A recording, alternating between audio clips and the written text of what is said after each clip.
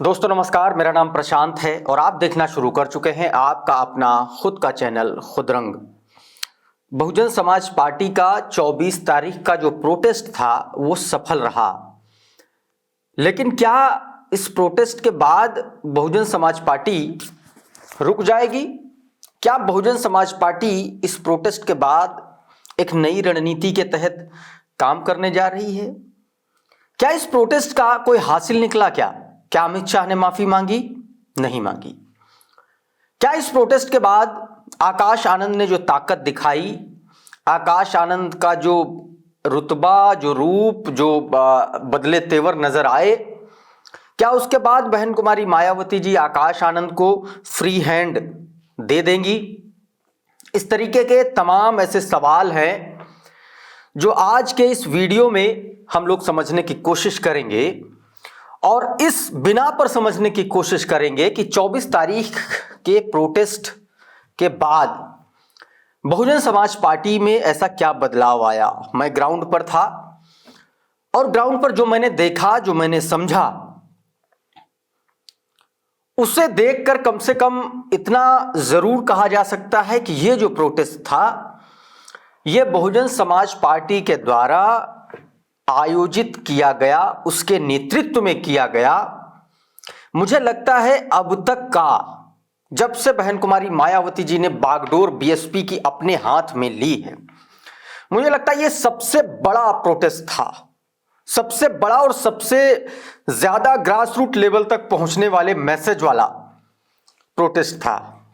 क्योंकि आप ये देखिए, इससे पहले भी प्रोटेस्ट बसपा ने किए हैं, ऐसा नहीं है कि नहीं किए हैं, लेकिन इस इंटेंसिटी के साथ, इतने बड़े प्रतिरोध के साथ और इतने बड़े आक्रोश के साथ मैंने पहली बार बहुजन समाज पार्टी का ऐसा प्रोटेस्ट देखा। उत्तर प्रदेश में भारतीय जनता पार्टी के नेता जो दयाशंकर सिंह, जो भी परिवहन मंत्री हैं योगी सरकार में, याद कीजिए उन्होंने बहन कुमारी मायावती जी पर अभद्र और अपमानजनक टिप्पणी की थी। उस वक्त भी बसपा सड़कों पर उतरी थी, लेकिन पूरा देशव्यापी वो आंदोलन इस लेवल पर, इतनी बड़ी स्केल पर नहीं था, लेकिन ये आंदोलन पहुंचा। और उससे पहले आप गौर करिए बहन कुमारी मायावती जी की बातें, उनके ट्वीट्स।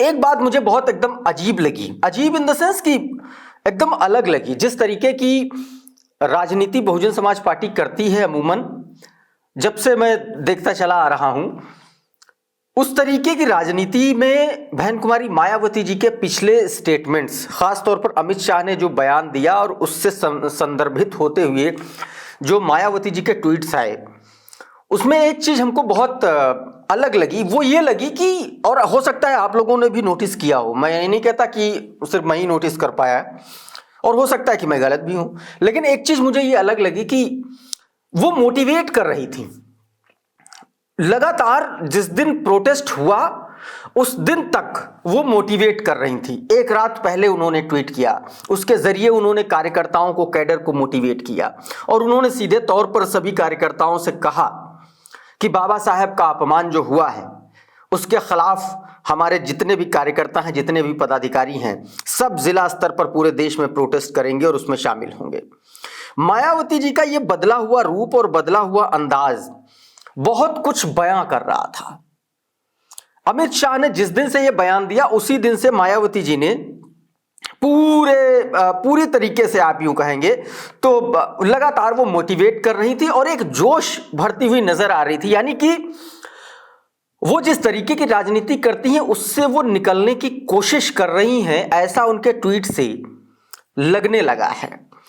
मैं प्रोटेस्ट से एक दिन पहले का ट्वीट आप लोगों को पढ़ के सुनाऊंगा और उसके बाद प्रोटेस्ट के बाद वाला मैं ट्वीट बताऊंगा, उसके बाद आपको ये बात समझ में आएगी। देखिए, मायावती जी ने प्रोटेस्ट के पहले दिन, प्रोटेस्ट से पहले जो एक दिन पहले ट्वीट किया वो ये था कि बाबा साहेब, भारतीय संविधान के मूल निर्माता परम पूज्य बाबा साहेब डॉक्टर भीमराव अंबेडकर का अनादर, अपमान, वो उनके करोड़ों अनुयायियों के प्रति हीन भावना का दुखद परिणाम है। परभणी जैसी दुर्भाग्यपूर्ण घटनाएं साबित करता है कि कांग्रेस और भाजपा आदि कोई इनका सच्चा हितैषी नहीं, सबकी नीयत और नीत में खोट है। परभणी घटना को लेकर कांग्रेसी नेता का आज दौरा घड़ियाली आंसू, क्योंकि बाबा साहेब के जीते जी व उनके देहांत के बाद भी कांग्रेस का उनके अनुयायियों के हित कल्याण के प्रति रवैया हमेशा जातिवादी और तिरस्कारी रहा है।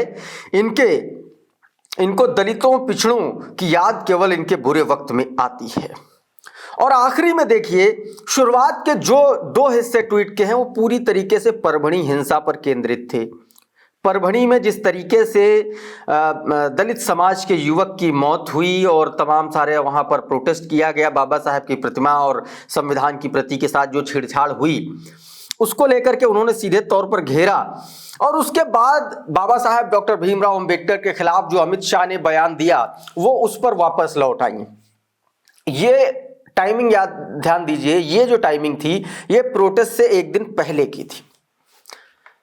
वो बेसिकली जोश भरने की कोशिश कर रही थी, याद दिला रही थी, एक एक बात याद दिला रही थी बहुजन समाज को, दलित शोषित वंचित वर्ग के लोगों को कि ये देखिए, एक तरफ गृहमंत्री अमित शाह बाबा साहब के खिलाफ इस तरीके की अपमानजनक टिप्पणी सदन में कर रहे हैं, दूसरी तरफ परभणी में इस तरीके की घटनाएं हो रही हैं आपके समाज पर, और वहां पर सरकार भी उन्हीं की है और उसके जरिए जो कांग्रेस नेता वहां पर जा रहे हैं राजनीति करने, उनको भी गिरने की कोशिश कर रही है। और सीधे तौर पर अब आप इससे इस बात का अंदाजा लगा लीजिए कि बहन कुमारी मायावती जी ने कई सारी छोटी छोटी बड़ी बड़ी जो भी घटनाएं थी इर्द गिर्द की, इस बीच की, उन सारी घटनाओं को याद दिलाने की कोशिश की, इसलिए ताकि जो जोश है, जो पारा है, वो बहुजन समाज पार्टी का 24 तारीख को हाई रहे। उसके बाद अब याद कीजिए, आकाश आनंद दिल्ली में थे और दिल्ली का प्रोटेस्ट जो है वो नेतृत्व कर रहे थे। और आकाश आनंद की जो भाषा थी, जो भाषण था, उनकी स्पीच से आप समझिए कि उन्होंने किस तरीके से राहुल गांधी की नीली टी शर्ट और प्रियंका गांधी की नीली साड़ी पर जोरदार हमला बोला था। और सीधे तौर पर उन्होंने कहा था कि ये जो लोग हैं, ये लोग सीधे तौर पर जिन्होंने बाबा साहब का सालों साल तक, 50 सालों तक अपमान किया, अब ये लोग संविधान उठाए उठाए घूम रहे हैं और नीली टी शर्ट और नीली साड़ी पहनकर घूम रहे हैं। अब इन लोगों को ये याद आ रहा है और सीधे तौर पर ये राजनीति उन्होंने करार दिया था। पहले ये जरा सुनिए आकाश आनंद ने क्या कुछ कहा था, क्योंकि आगे की जो एनालिसिस है वो इसी से जुड़ा हुआ है, क्योंकि इससे पूरी तरीके से दिल्ली का विधानसभा चुनाव प्रभावित होने जा रहा है, पहली बात। और दूसरा, बहन कुमारी मायावती जी का जो ट्वीट है इसके बाद का, वो भी मैं आपको बताऊंगा। और साथ में आगे इसके बाद बताने वाला हूं 27 की रणनीति किस तरीके से बहुजन समाज पार्टी एकदम बदल देने वाली है। लेकिन सबसे पहले आकाश आनंद का यह बयान जरा सुनिए। दिल्ली में रहता है और कितना वोट परसेंटेज हमारे समाज का यहाँ दिल्ली की जनता में है। तो जब अब दिल्ली का इलेक्शन सर पे है तो फिर से बाबा साहब के नाम पर राजनीति शुरू कर दी। अब उन्हें नीली टी शर्ट दिखाई दे रही है, अब उन्हें नीली साड़ी दिखाई दे रही है, अब उन्हें बाबा साहब का अपमान दिख रहा है। 70-75 सालों से जब तक ये राज करते रहे तब तो बाबा साहब को इन्होंने सम्मान नहीं दिया, तब तक तो इनको नहीं लगा कि बाबा साहब का जो कॉन्स्टिट्यूशन है उसको पूरी तरीके से इम्प्लीमेंट करें, रिजर्वेशन को लागू करें। पर अब जब इनकी मजबूरी बन गई है हमारा बहुजन समाज, तो इन्हें बाबा साहब याद आ रहे हैं। इन्होंने तो फैशन स्टेटमेंट बना ली, इन्होंने तो कांग्रेसियों ने तो फैशन स्टेटमेंट बना रखी है कि भाई जब भी कोई इलेक्शन आए तो नीला कपड़ा पहन लो। अभी तक इन्होंने कॉन्स्टिट्यूशन की किताब लेके घूमे, अब इन्होंने टी शर्ट और वो पहन लिया, साड़ी पहन ली नीली। अब बस इनके पास और कोई ज्यादा विकल्प बचा नहीं, बहुजन समाज पार्टी का पटका पहन के और संसद में पहुंच जाए। क्योंकि ये जानते हैं साथियों, ये जानते हैं कि हाथ के निशान पर वोट नहीं दबेगा, हाथ के निशान पर इन्हें हमारे समाज का वोट नहीं मिलेगा। अब इन्हें वोट मिलेगा तो आदरणीय बहन कुमारी मायावती जी के नेतृत्व में रहकर मिलेगा।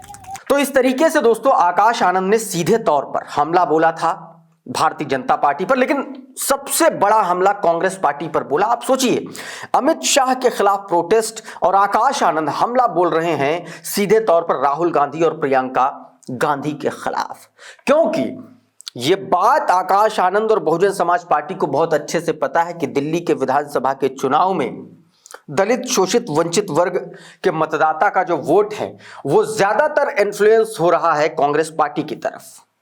तमाम सारे ऐसे इंसिडेंट सामने आए क्योंकि भारतीय जनता पार्टी वहां पर सत्ता में है नहीं, आम आदमी पार्टी वहां पर सत्ता में रही है और कांग्रेस पार्टी कई साल तक शीला दीक्षित की अगुवाई में वहां पर सरकार में रही।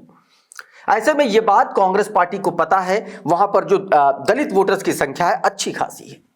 और बहुजन समाज पार्टी दिल्ली में चुनाव लड़ने की तैयारी कर चुकी है। हालांकि अंदर की खबर है वो मैं ये बता सकता हूं आपको कि वहां पर जो लोग प्रभारी बनाए गए हैं, कहा जा रहा है कि 5 से 7 प्रभारी बनाए गए हैं और हर प्रभारी को 8-8, 10-10 सीटों की जिम्मेदारी दी गई है। वहां पर कैंडिडेट फाइनलाइजेशन, उनके सिलेक्शन को लेकर के, उनकी रणनीति तय करने को लेकर के तमाम सारी जिम्मेदारी इन लोगों की दी गई है। धर्मवीर अशोक और तमाम सारे लोग उसमें शामिल हैं।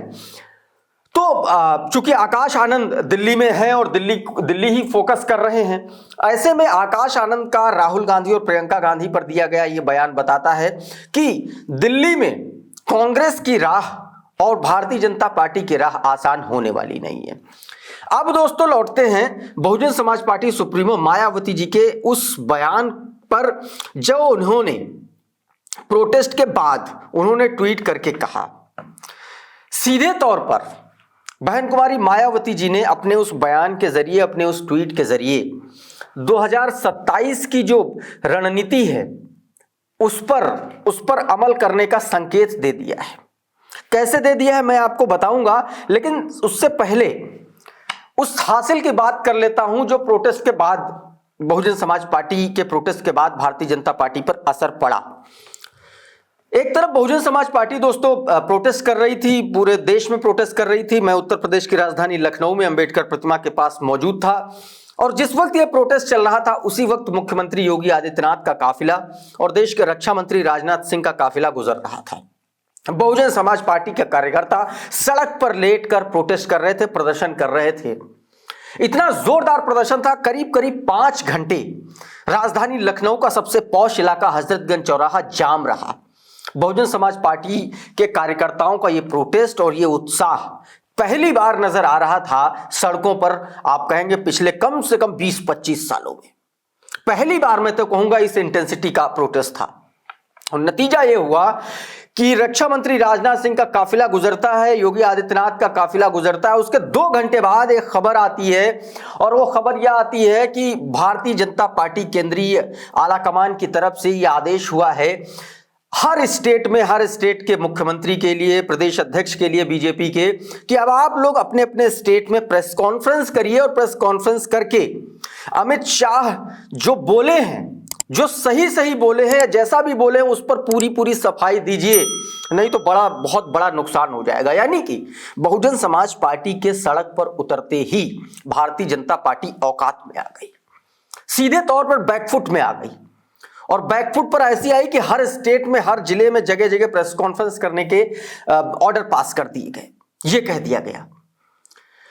तो ये था दोस्तों, आप ये समझिए कि ये बहुजन समाज पार्टी के प्रोटेस्ट का हासिल था। लेकिन अब सवाल ये उठता है कि अमित शाह ने अभी तक माफी नहीं मांगी, और अमित शाह ने माफी नहीं मांगी उसके बाद फिर से भारतीय जनता पार्टी को लेकर के, अमित शाह को लेकर के बीएसपी सुप्रीमो मायावती जी ने जोरदार हमला बोला। और न सिर्फ हमला बोला बल्कि उन्होंने आगे की रणनीति के संकेत भी दे दिए।